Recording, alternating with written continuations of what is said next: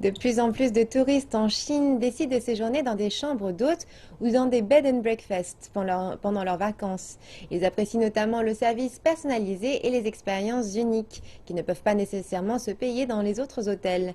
Nous nous sommes rendus dans le comté de Tonglu, à 1 heure de route de la ville de Hangzhou, pour voir comment les choses se passent dans ce marché en pleine croissance.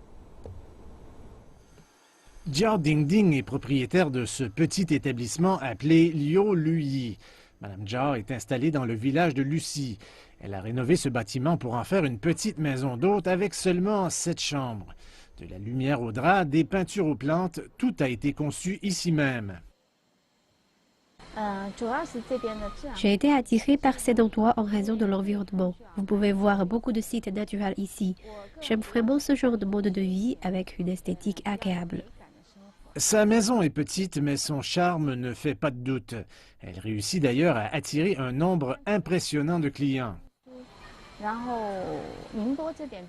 La maison d'hôtes affiche complet chaque week-end. Mes clients sont de Shanghai, du Jiangsu. La plupart d'entre eux sont à moins de 3 heures d'ici. Quand j'ai investi dans cette maison d'hôtes, je ne pensais pas récupérer mon investissement en seulement quelques années. Mais jusqu'à présent, les bénéfices semblent assez bons. Si vous pensez gagner de l'argent, l'entreprise pourrait être trop commerciale. Madame Jiao dit qu'elle espère que tous ses clients se sentent comme à la maison. Un nombre croissant de personnes vivant dans des centres urbains choisissent de concevoir et de gérer leurs propres auberges dans des zones rurales et des endroits pittoresques. Ils ont tous un œil sur ce marché en pleine croissance. Une étude indique qu'il y a plus de 42 000 chambres d'hôtes dans la partie continentale de la Chine. Le Yunnan, le Zhejiang et Beijing sont en tête de liste avec le plus grand nombre de ces établissements.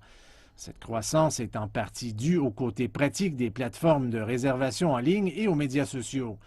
Plusieurs petites entreprises peuvent survivre, en particulier si elles ont leurs propres caractéristiques distinctes. De plus en plus de gens retournent dans les zones rurales pour ouvrir ce genre d'établissement.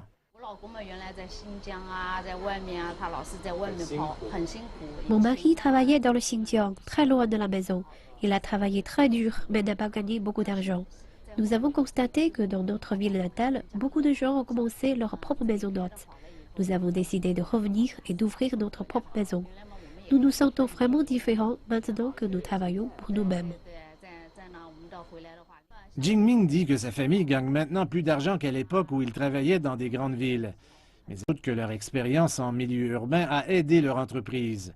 Cette famille dans le village de Wanxi a trouvé une autre façon de faire un peu d'argent en plus d'opérer un bed and breakfast. Ils transforment des fleurs de lotus, la spécialité locale, en thé.